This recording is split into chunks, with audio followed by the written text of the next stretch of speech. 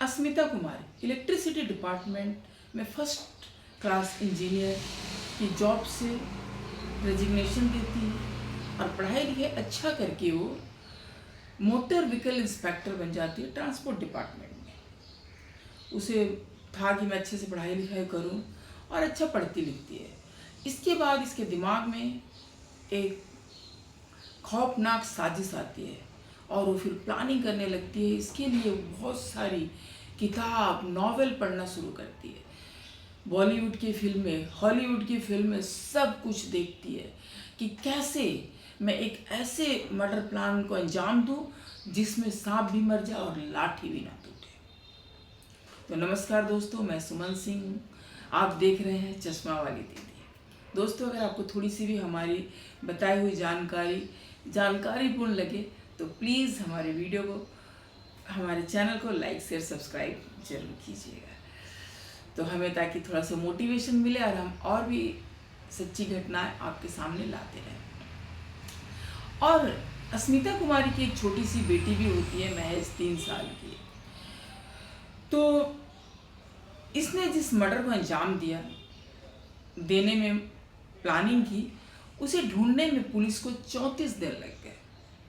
तो एक घटना थी 11 जून 2026 की, जहां पर अमृतसर से नरकटियागंज जाने वाली एक असाधारण एक्सप्रेस, गाड़ी का नंबर था 14604, और ये गाड़ी जब खगड़िया से गुजर रही थी और मानसा और सहरसा के बीच बदला घाट के पास अचानक ट्रेन की चेन पुलिंग होती है। ट्रेन रुक जाती है। अब वहाँ पर ट्रेन में हफड़ा तफड़ी मच जाती है। पुलिस आती है, देखती है ट्रेन के डब्बे में एक व्यक्ति करार रहा है। अब उसे फटाफट वहाँ के हॉस्पिटल में ले जाया जाता है, वहाँ पर उसे जवाब दे दिया जाता है। फिर बदलापुर से उसे और आगे खगड़िया ले जाया जाता है, वहाँ भी जवाब दे दिया जाता है। उसके बाद उसे पटना रेफर किया जाता है। वहाँ पर उसके शरीर से गोली निकाल ली जाती है, लेकिन 12 जून के दिन उस व्यक्ति का मौत हो जाती है, उसकी ज़िंदगी नहीं बचा पाती है। इसके बाद पुलिस जो है छानबीन में लग जाती है कि उसके पास क्या क्या सामान है। तो देखा जाता है उसके पास मोबाइल होती है, पर्स होती है। फिर मोबाइल निकाला जाता है, उसमें देखा जाता है कि आखिर में व्यक्ति कौन है। तो पहचान की जाती है उस व्यक्ति की कि उसका नाम था देव कुमार गुंजन। इसके बाद जो उसकी आईडी थी उसमें थी देव कुमार गुंजन। और उसके बाद पुलिस सोचती क्या है, कोई लूट मार का केस था, क्या था। तो और भी जब पता लगाती है तो देखा जाता है कि उसके कॉल में 186 बार किसी व्यक्ति से उसने बात की थी। अब वो कौन था? अजित कुमार था, जिसे देव कुमार के फ़ोन में कमीना नाम से सेव किया हुआ था। लेकिन जब पुलिस फ़ोन करती है तो पता चलता है उसका नाम अजित कुमार था। तो उसके बाद उससे पूछताछ की जाती है तो सीधा मना कर देता है। और कॉल डिटेल भी जो है इसके समीप जब इसकी मर्डर की जाती है, जहाँ ट्रेन में, वहाँ पर उसके ट्रेसिंग किया जाता है तो वो उसका वहाँ पर वो नहीं था। तो इससे लगा पुलिस को कि इसका हाथ इसमें नहीं है। और फिर पता करते तो पता चलता पुलिस को इसकी वाइफ का नाम अस्मिता कुमारी है। फिर उसे खबर दिया जाता है। फिर अस्मिता कुमारी का रो रो कर बुरा हाल था और फिर देव कुमार को उसके सुपुर्द कर दिया जाता है। लेकिन पुलिस जो है यहाँ पर सोचती है कि शायद ये लूटमार का केस था। लेकिन एक रेलवे पर बहुत बड़ी सवाल आ गई थी कि रेल के डब्बे में कोई कैसे किसी व्यक्ति को गोली मार कर चला जाता है और पता नहीं चलता है। और एक सवाल ये भी था कि अगर लूट मार करने आया होता व्यक्ति तो ऐसा तो कोई सामान उसका लेकर गया नहीं जो कि ये लूट मार का केस हो। तो हो न हो ये एक सोची समझी साजिश थी। अब जो है रेलवे के ऊपर सवाल थी, तो रेलवे ने क्या किया, एक एसआईटी का गठन किया कि इसे पता लगाया जाए कि आखिर में क्या है। और ये काम इतना आसान नहीं था, क्योंकि रेलवे स्टेशन पर, वहाँ पर जहाँ पर रेल रोकी गई या उसके आसपास के स्टेशन, हजारों लोग चढ़ते उतरते हैं। फिर पूरी सीसीटीवी कैमरा सब खंगाली गई कि उसके पहले स्टेशन पे कौन कौन उस डब्बे में चढ़ता है। तो देखा गया, जब हजारों लोगों के बीच से छांटते छांटते एक ऐसे शख्स पर इनकी नज़र गई जिसका नाम था राजू कुमार, जिसे धीरज के नाम से लोग बुलाते थे, और उसके नाम से आपराधिक मामले पहले से भी दर्ज थे। अब जो है राजू कुमार को पकड़ा जाता है, तो पहले तो मना कर देता है, और जब देखा जाता है तो उससे भी ट्रेन के आसपास उसकी भी डिटेल निकलती है।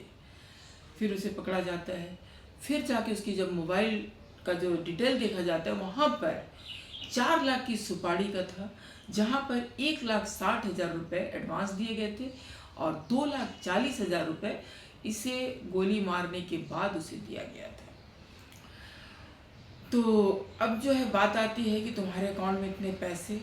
तब धीरे धीरे जब गुत्थी सुलझती है और फिर पुलिस जब अजित कुमार का फ़ोन देखती है, तो वहीं पर अजित कुमार के फ़ोन में भी अस्मिता कुमारी से बातचीत का डिटेल मिलता है। अब पुलिस जो है अस्मिता कुमारी को भी जाकर गिरफ्तार कर लेती है। अब यहाँ पर 3 लोग गिरफ्तार हो जाते हैं, अस्मिता कुमारी, अजित कुमार और राजकुमार। 3 लोग शक के घेरे में आ जाते हैं, पुलिस तीनों को गिरफ्तार कर लेती है। इसके बाद कड़ाई से पूछताछ शुरू होती है। जब कड़ाई से पूछताछ शुरू होती है, तब जो है अस्मिता कुमारी जो है अपना राज खोलती है। ये घटना शुरू होती है 2017 में। एक कहानी जो थी बुनाई, इस कहानी की शुरुआत जो होती है 2017 में होती है, जहाँ पर अस्मिता कुमारी की नौकरी जो है फर्स्ट क्लास इंजीनियर पे लगी होती है। वहीं पर अजित कुमार भी इंजीनियर के पद पर तैनात होते हैं इलेक्ट्रिसिटी डिपार्टमेंट। 2017 में जब ये दोनों एक ही जगह काम कर रहे होते हैं, तो दोनों की गहरी दोस्ती हो जाती है, दोनों में प्यार हो जाता है और दोनों के बीच शारीरिक संबंध भी बन जाते हैं। लेकिन 2018 में अस्मिता कुमारी के माता पिता जो है उसकी मर्जी के बिना उसकी शादी तय कर देते हैं देव कुमार गुंजन से। अस्मिता कुमारी वहाँ पर विरोध करती है कि मुझे इस लड़के से शादी नहीं करना है। लेकिन जैसा कि हम सब जानते हैं, बिहार यूपी का थोड़ा सा पेरेंट्स जो होते हैं अपने बच्चों के साथ अपनी इच्छा से उनका विवाह करना पसंद करते हैं, वो अरेंज मैरिज ही ज़्यादा करते हैं। तो क्या हुआ कि उनके माता पिता ने उसे समझाया और उसकी शादी देव कुमार से 2018 में हो गई। इसके बाद 2021 में उनके घर में एक बेटी का जन्म होता है, जो महज बेटी जो है अभी 3 साल की है। इसके बाद जो है 2023 में अस्मिता कुमारी पढ़ाई लिखाई और करती है, और पढ़ाई लिखाई करने के बाद इंजीनियर की पोस्ट से वो चली जाती है, इंस्पेक्टर जो है ट्रांसपोर्ट डिपार्टमेंट में चली जाती है। मोटर व्हीकल इंस्पेक्टर बन के वो ट्रांसपोर्ट डिपार्टमेंट में 2023 में उसका वहाँ पर तबादला हो जाता है और वो जाके बिहार के सुपौल में उसकी तैनाती हो जाती है। और जो देव कुमार थे वो थे ग्रेड 1 इलेक्ट्रिसिटी डिपार्टमेंट में ही थे, लेकिन उनकी जो पोस्टिंग थी वो थी सहारनपुर। और जो अजित कुमार थे वो थे नालंदा में इंजीनियर की पोस्ट में, वो भी इलेक्ट्रिसिटी डिपार्टमेंट में थे। अब यहाँ पर क्या था कि तीनों अलग अलग जगह पे थे, अलग अलग जगह पर ड्यूटी कर रहे थे। अब अजित कुमार जो था वो अक्सर अस्मिता के घर में जाया करता था, उसके रहता था, शारीरिक संबंध जो भी था बनाते थे, लोग अच्छे से रहते थे। और देव कुमार भी बीच बीच में जब भी उसे टाइम मिलता था वो भी अपनी पत्नी से मिलने जाया करता था। अब यहाँ पर देखो सब कुछ तो नॉर्मल चल रहा था, अजित कुमार भी अपनी रोटी सेक ही रहा था, और देव कुमार को तो सब के बारे में कुछ भी नहीं पता था कि मेरे पीछे क्या क्या हो रहा है। इसके बाद क्या होता है, लेकिन अब बात आती है कि आखिर में सब कुछ सही चल रहा था तो देव कुमार को रास्ते से क्यों हटा। तो अब अस्मिता कुमारी से जब फिर पुलिस यही पूछती है कि जब तुम्हारे बीच में सब कुछ सही चल रहा था, तुम लोग आपस में संबंध बना ही रहे थे, तुमने देव कुमार को क्यों मारा। तो अस्मिता कुमारी ने कहा कि मैं देव कुमार को पसंद नहीं करती थी। और अजित कुमार ने बताया कि हम दोनों आपस में रहते तो थे, एक साथ मिलते थे, रहते थे, लेकिन मुझे पसंद नहीं था देव कुमार कि वो अस्मिता कुमारी से मिले, इसलिए हमने उसे अपने रास्ते से हटाने का प्लान बना लिया। और इसके लिए उसने राजकुमार, जो अजित कुमार के गांव का ही रहने वाला था, उसे 4 लाख की सुपारी दी। उसे कहता है क्या तुम ये काम कर सकोगे, पूछता है तो कहता है हाँ कर दूंगा, उसके बदले मुझे 4 लाख रुपए चाहिए। 3 लोग कहते हैं कि ठीक है हम तुम्हें 4 लाख रुपए देंगे, तो 1,60,000 रुपये जो एडवांस के तौर पर देंगे, और जब तुम हमारा काम कर दोगे तब बाकी के 2,40,000 हम तुम्हें देंगे। और उसके बाद वो जो देव कुमार था वो कब जाता था ऑफिस, कब आता था, इस सारी जो जानकारी थी अस्मिता कुमारी जो है अजित कुमार को देता था, और अजित कुमार जो है राजू कुमार को देता था। क्योंकि अस्मिता कुमारी जो अपने पति से पूछा करती थी देव कुमार से, कब जा रहे हो, कब निकल रहे हो, तो कोई भी पति पत्नी से बेखौफ होकर तो बताएगा ही। उसे क्या पता कि मेरे पीछे इतनी बड़ी साजिश चल रही है, उसे तो इस बात का अंदाजा भी नहीं था। तो उसने वो बताता था कि मैं अभी इतने बजे की ट्रेन में बैठता हूँ, फिर वहाँ पहुँच रहा हूँ, वहाँ पहुँच, इस तरह से ऑफिस में जाया करता था। तो ये जो राजू कुमार था 3-4 दिन पहले से ही उसकी रेकी करना शुरू कर दिया था, और वो पता लगा दिया था कि कब बैठता है ट्रेन में, किस ट्रेन में जाता है, और फिर ये कैसे कैसे इसकी दिनचर्या है। इसके बाद 11 जून के दिन वो ट्रेन के डब्बे में चढ़ता है, बीच में ही चढ़ जाता है और उसे मार कर वो बीच में चैन पुलिंग करके उतर जाता है। तो ये सारी जो गुत्थी थी यहाँ पर सुलझती है पुलिस थाने में। उसके बाद इन तीनों को पुलिस जो हिरासत में ले लेती है और जेल में बंद कर देती है। तो यहाँ पर हमने दोस्तों देखा कि किस तरह से एक पत्नी ने अपनी प्रेमी के साथ मिलकर अपने पति का कत्ल करवा दिया, गोली चलवा दी 4 लाख की सुपारी देकर। मारने वाले में अजित कुमार या अस्मिता कुमारी नहीं थी, राजू कुमार ने मारा, लेकिन उसके पीछे की पूरी प्लानिंग एंड प्लॉटिंग जो थी इनकी थी। इस वजह से अस्मिता कुमार ने बहुत सारे पुस्तक पढ़े, नॉवेल पढ़े, फिल्में देखी कि किस तरह से उसे रास्ते से हटाना है ताकि हम लोग बच जाए और एक दुर्घटना दिखा दिया जाए। घटना के तह तक जाते जाते 11 जून को जो घटना को अंजाम दिया गया था, उस घटना के तह तक जाते जाते पुलिस को 15 जुलाई 2026 का समय लगा, यानी कि टोटल 34 दिन पुलिस को लग गए इस घटना को अंजाम देने, इस घटना तक पहुंचने में।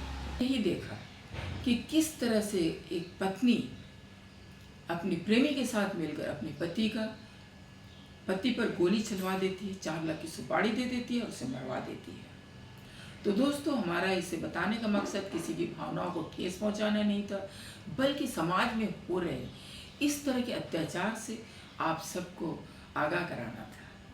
क्योंकि हमें पता नहीं होता कि शैतान के भेष में भेड़िए जो है हमारे आसपास ही घूम रहे हैं, और हम तो हर उस माता पिता से भी आग्रह करेंगे कि अगर आपके बच्चे नहीं करना चाहते शादी किसी लड़के से या किसी लड़की से, तो मत कीजिए ज़बरदस्ती, वरना एक बेकसूर मारा जाता है। आप तो ज़बरदस्ती कर देते हो, वो कर भी लेते हैं, लेकिन इसके बाद छोड़ते नहीं है, उसका मर्डर कर देते हैं। बहुत सारा केस जो है आजकल के समय में इसी तरह का चल रहा है, और मैं हर उस लड़के लड़की से भी आग्रह करती हूँ, आप लोगों को अगर मान लीजिए माता पिता कर दिए ज़बरदस्ती, आपको पसंद नहीं है, आप उनको बताइए कि मेरे माता पिता ने मुझे ज़बरदस्ती किया है, मैं इस वजह से किया हूँ, लेकिन मुझे अब तुम लोगों के साथ नहीं रहना। अगर तुम मेरे साथ ज़बरदस्ती रहने की कोशिश करोगे तो जिस तरह से सोना ने किया, फिर राजा रघुवंशी का केस हुआ, अभी सिया और केतन का केस हुआ, उस तरह का केस दोहरा दिया जाएगा। तो हो सकता है जो लड़का लड़की होंगे वो समझ जाएंगे और आप लोगों के साथ अलग हो जाएंगे, और मेरा मानना है हो जाने में ही बेहतर है। और आजकल की मुझे नहीं लगता है कोई बच्चे को अगर पता चल जाए या उसके माँ बाप को पता चले कि किसी लड़की का या लड़का का, बहू का या दामाद का किसी के साथ संबंध है, उसे वो अपने बच्चों को कहेंगे ही छोड़ दे, क्योंकि बेमौत मरने से अच्छा है कि छोड़ दो, तलाक दे दो, डाइवोर्स दे दो, धन्यवाद करके अलग हो जाओ। लेकिन किसी को मारो मत, किसी को मौत के घाट मत उतारो। हर कोई किसी न किसी के आंखों का तारा होता है, क्योंकि उनके पीछे अगर आप मारते हो तो एक परिवार नहीं 2 परिवार जख्मी होता है, क्योंकि आप भी कहीं न कहीं पुलिस की गिरफ्त में होते हो, और जो जाता है वो तो चले ही जाता है, तो उसके माँ बाप तो ऐसे ही परेशान होते हैं, और अगर आप लोग पुलिस की गिरफ्त में होते तो आप लोग के माँ बाप भी उतने ही परेशान होते हैं। तो 2 परिवारों की ज़िंदगी भी दांव पे लग जाती है। तो मेरा यही निवेदन रहेगा सबसे कि प्लीज़ इन सब चीज़ों से बचिए और इन सब कारनामे को अंजाम देने से भी दूर रहिए। तो दोस्तों आज की कहानी जो सच्ची घटना हमने आपको बताई कैसी लगी, कमेंट करके जरूर बताइएगा कि किस तरह की सज़ा इन तीनों को मिलनी चाहिए। आपका इस पर क्या राय है ज़रूर बोलिएगा, और थोड़ी सी भी अच्छी लगी होगी हमारी मेहनत आपको, तो प्लीज़ लाइक शेयर सब्सक्राइब जरूर कीजिएगा। राधे राधे दोस्तों।